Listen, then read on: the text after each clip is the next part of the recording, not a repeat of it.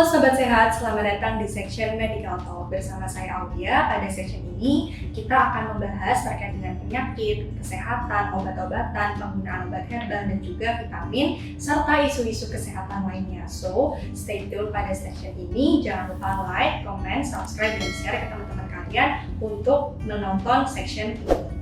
Nah, topik pada kali ini adalah perbedaan obat herbal dan obat sintetik. Tentunya Sobat Sehat di rumah tidak asing lagi ya dengan obat herbal, di mana di Indonesia sendiri obat herbal itu kaya akan potensinya. Indonesia memiliki 8.000 lebih obat herbal yang bisa dikembangkan untuk suatu penyakit. Selain itu, seiring perkembangan zaman, kita sering mendengar istilah back to nature atau konsep di mana kita menggunakan tanaman atau sumber daya alam untuk keperluan kita sehari-hari. Untuk sesi kali ini, saya tidak sendirian, kita akan lebih jauh berdiskusi tentang perbedaan obat herbal dan obat sintetik dengan narasumber kita yang luar biasa dan tentunya sudah berpengalaman di bidang ini. Pada sesi ini, narasumber kita adalah Dr. Lupita Wijaya.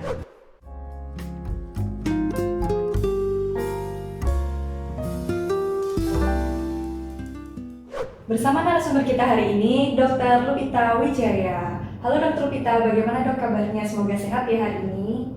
Fantastik, luar biasa. Semoga Sobat Sehat di rumah juga sehat ya. Wah, luar biasa hari ini Dr. Lupita dalam keadaan sehat. Semoga Sobat Sehat semua juga dalam keadaan sehat selalu nih.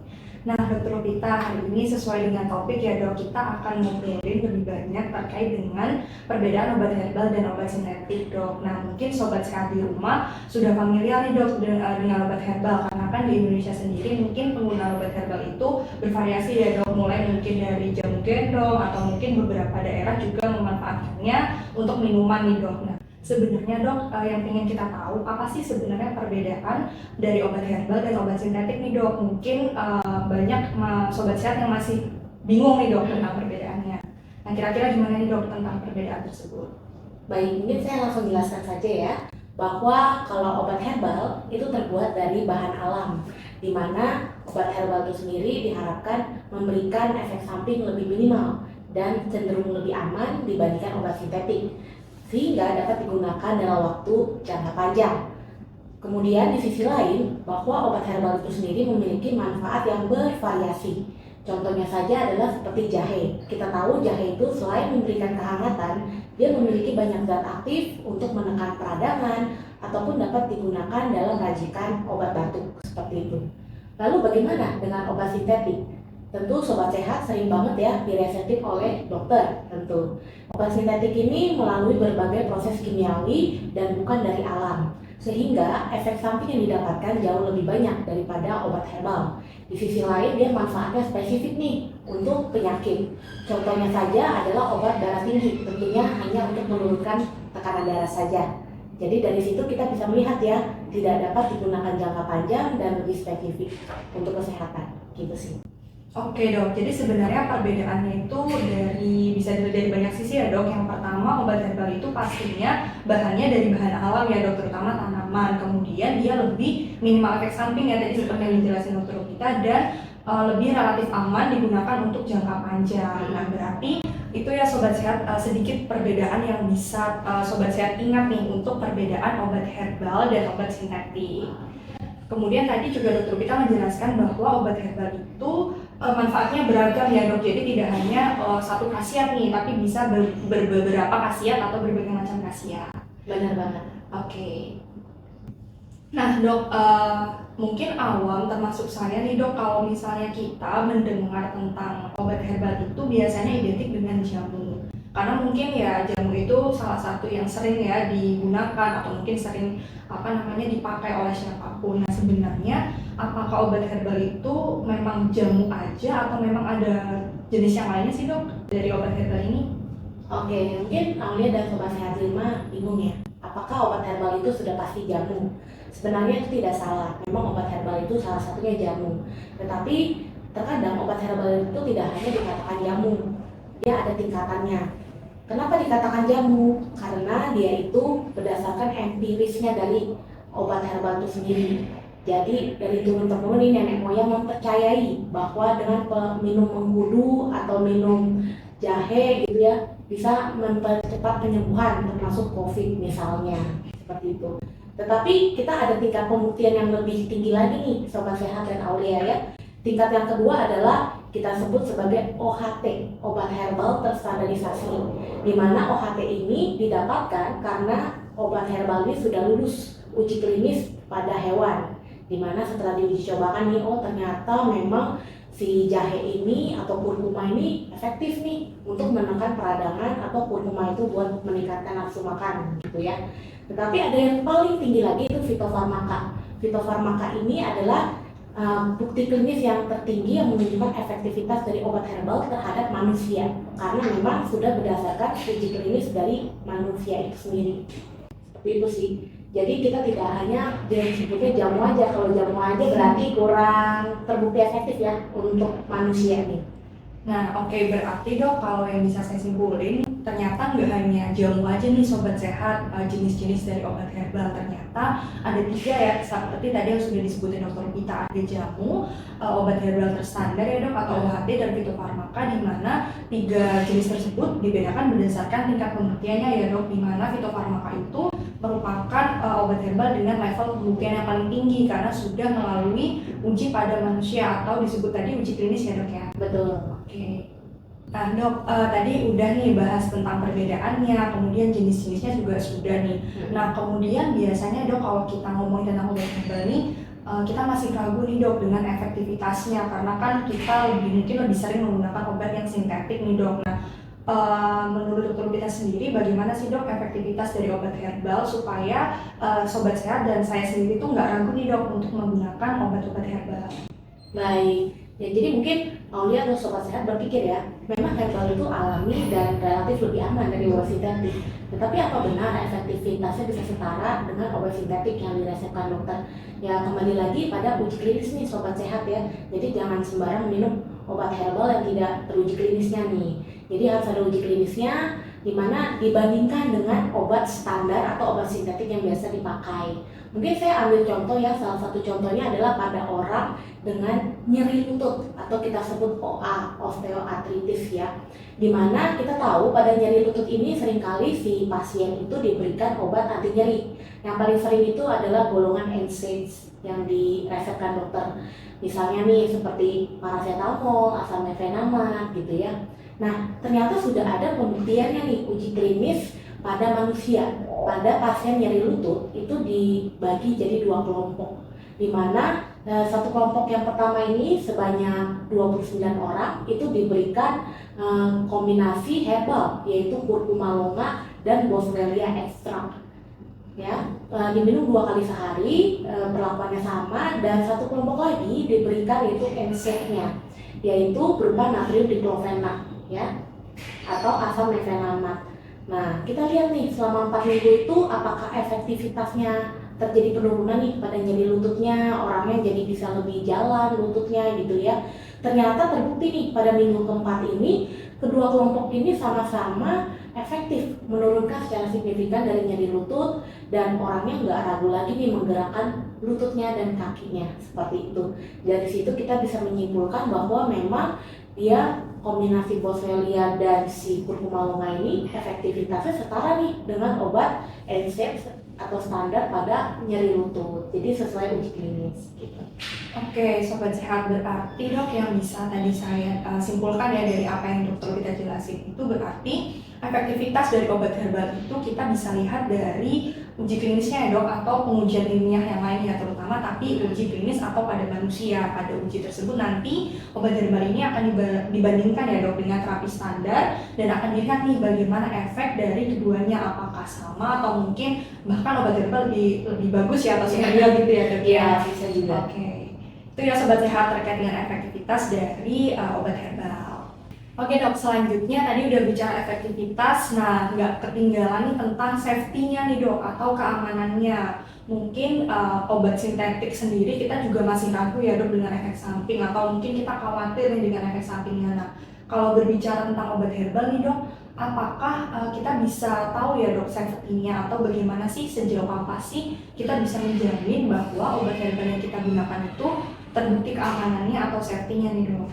Oke, jadi tentu selain melihat efektivitas, Sobat Sehat atau Aulia pengen tahu nih seberapa jauh sih keamanannya gitu ya. Jadi aman gitu dikonsumsi jangka panjang seperti itu. Jadi lagi-lagi nih berdasarkan studi klinis atau uji klinis pada manusia. Jadi kita melanjutkan nih dari studi yang tadi saya sudah jelaskan bahwa ternyata pada pasien lutut yang diberikan Boswellia extra dan curcuma longa memberikan efek samping jauh lebih minimal daripada obat NSAID yaitu asam mefenamate dan paracetamol seperti itu ya. Dari situ kita bisa melihat bahwa kombinasi herbal ini memiliki kecenderungan relatif lebih aman sehingga dapat dikonsumsi jangka panjang gitu. Nah di sisi lain ada juga nih studi jangka panjang.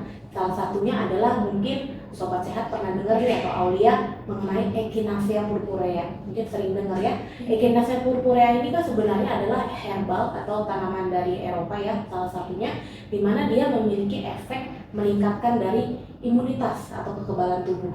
Dan sudah ada studinya jangka panjang hingga 4 bulan menurut Jawad dan kawan-kawan bahwa mengkonsumsi selama 4 bulan ini ternyata tidak memberikan efek samping serius, justru menekan daripada angka kejadian common cold ya, atau kita sebut selesma mungkin ya. Mungkin kan Sobat Sehat juga seringnya terkena batuk pilek gitu ya di musim hujan atau musim kemarau atau pancaroba yang berubah-ubah. Dari situ kita bisa melihat oh ternyata Echinacea ini bisa dikonsumsi harian nih gitu selama hingga 4 bulan. Tentunya kalau dari BPOM harus ada jeda 2 minggu gitu. Berarti seperti efektivitas ya dok, safety atau keamanan dari obat herbal ini kita juga bisa ketahui nih Sobat Sehat dari data di uji klinis. Tetapi mungkin memang harus sesuai dengan aturan pakai juga ya dok ya, karena kan tidak ada obat yang tidak punya efek samping ya dok. Selama sesuai dengan aturan pakai dan sesuai dengan anjuran dokter, diharapkan efek tersebut minimal. Tentunya ada pembuktiannya juga ya dok terkait dengan safety dari obat herbal. Betul banget. Di safety-nya itu kita udah berbicara tentang pembuktiannya gimana. Nah, kali ini saya pengen tanya nih dok lebih lanjut terkait dengan safety pada special population dok. Kan biasanya concern-nya atau kekhawatiran kita itu kalau misalkan menggunakan obat itu pada anak, ibu hamil, menyusui, atau mungkin pada orang tua kita nih dok yang udah lansia atau nenek kakek kita gitu ya. Sebenarnya obat herbal ini gimana sih dok? Kita bisakah kita memberikan obat herbal pada special population tadi atau populasi khusus tadi, atau tidak boleh sama sekali nih dok diberikan? Oke, jadi kita tahu nih Sobat Sehat atau Aulia ya, bahwa populasi yang paling berisiko tinggi untuk terkena efek samping ya salah satunya pada anak-anak, pada ibu hamil, menyusui, hingga lansia seperti itu ya.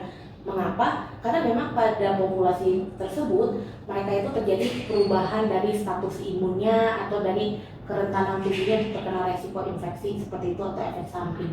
Nah di sini sebenarnya lagi-lagi berdasarkan uji klinis atau data yang menunjukkan bahwa memang obat herbal ini aman nih dikonsumsi oleh ibu hamil, menyusui, anak-anak ataupun lansia. Dan apabila tidak ada data keamanan, disarankan untuk dikonsultasikan terlebih dahulu nih kepada dokter.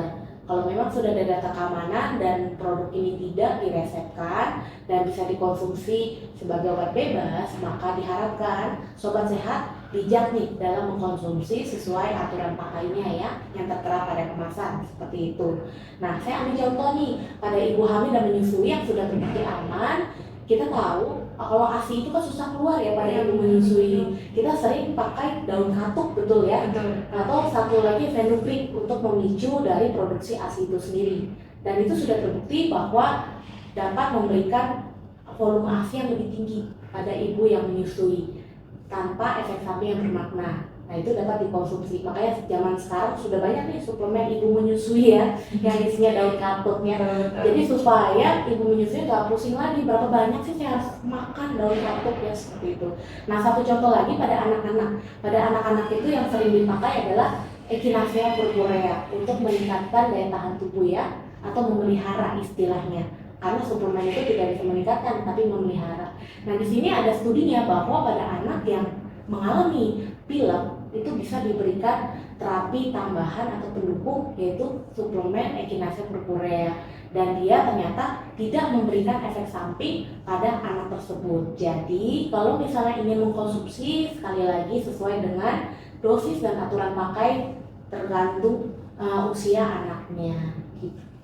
Wah, sobat sehat, bukan berarti tidak boleh ya diberikan obat herbal itu pada populasi khusus ya dok, tetapi memang pemberian pada populasi khusus harus didukung dengan data ilmiah. Kemudian memang tetap harus selalu sesuai dengan aturan pakai dan anjuran dokter ya dok. Jadi kita harus lebih perhatian lagi nih ya dok dengan apa sih sebenarnya boleh atau enggak, bisa dari kemasannya ataupun bisa kita tanyakan kepada tenaga kesehatan khususnya dokter. Iya. Oke. Selanjutnya kita mau bahas soal keamanan penggunaan bersama nih dok. Jadi kan biasanya nih dok, misalnya pada konsumsi sehari-hari gitu ya dok, kita biasanya sudah konsumsi suplemen tertentu. Nah mungkin suplemen itu memang dari bahan herbal. Nah terus suatu ketika kita dapat obat lain nih dari dokter yang mungkin adalah obat sintetik, misalnya untuk pilek atau untuk batuk ya dok. Nah apakah boleh dikombinasikan dok? Jadi kita sudah minum obat herbal, kemudian ditambah dengan obat sintetik nih, atau mungkin sebaliknya. Nah, apakah penggunaan seperti itu aman nih dok, atau gimana nih dok? Mungkin banyak ya, terutama pada orang lansia, ya kan minum obatnya banyak banget ya, dari obat darah tinggi, kencing manis gitu ya. Sekarang pertanyaannya adalah, apabila mereka ingin mengkonsumsi nih suplemen kesehatan tambahan yang berbau herbal untuk meningkatkan kesehatan mereka, apakah boleh bersama dengan obat sintetik yang mereka konsumsi sehari-hari atau tidak? Jadi sebenarnya kita kembali lagi dari kegunaan masing-masing obat tersebut. Jadi kalau misalnya obat herbal itu untuk menurunkan tekanan darah nih, lalu dia udah dapat obat darah tinggi, amlodipin, itu sama-sama menurunkan tekanan darah. Jadi khawatirnya jika dikonsumsi bersamaan dapat memberikan efek yang lebih meningkat. Kita khawatirnya adalah tekanan darahnya justru menjadi terlalu rendah. Nah itu kan bisa membuat syok ya, seperti itu. Sehingga dengan demikian wajib untuk dikonsultasikan ke dokter apabila ingin mengonsumsi tambahan obat herbal yang sifatnya sama nih, menurunkan tekanan darah. Namun apabila misalnya nih dia ingin meningkatkan daya tahan tubuh saja dengan mengonsumsi Echinacea purpurea, itu tidak apa-apa. Kenapa? Karena Echinacea purpurea ini tidak ada efek untuk menurunkan tekanan darah. Itu dapat dikonsumsi sesuai dosis dan aturan pakai. Jadi dilihat lagi ya dari fungsinya. Kalau fungsinya sama jangan, dikonsultasikan dulu. Kalau beda boleh sesuai aturan pakai lagi. Jadi jangan berlebihan. Oke. Tadi ya sobat sehat, jadi memang sesuatu yang berlebihan itu nggak baik ya dok ya.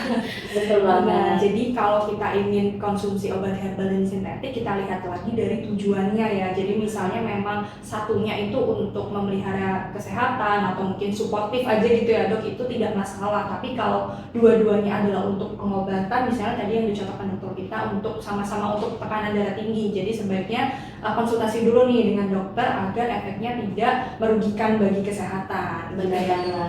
Wah luar biasa banget ya sobat sehat apa yang kita bicarakan dengan Dokter Lupita pada sesi kali ini. Terima kasih banyak ya Dokter Lupita, insight-nya sangat menambah wawasan kita semua nih dok tentang perbedaan obat herbal dan obat sintetik. Ya, wah terima kasih banget nih Dokter Lupita atas kesimpulan yang sudah diberikan dan waktunya untuk berdiskusi ya dok di sesi Medical Talk kali ini. Baiklah sobat sehat, demikianlah sesi Medical Talk pada kali ini. Jangan lupa sobat sehat untuk like, kemudian komen di bawah terkait dengan isu-isu kesehatan apa yang ingin kalian bahas bersama, subscribe dan juga share ke teman-teman kalian ya untuk biar mereka juga nonton nih adanya sesi Medical Talk ini. Sampai bertemu pada sesi Medical Talk berikutnya. Salam sehat.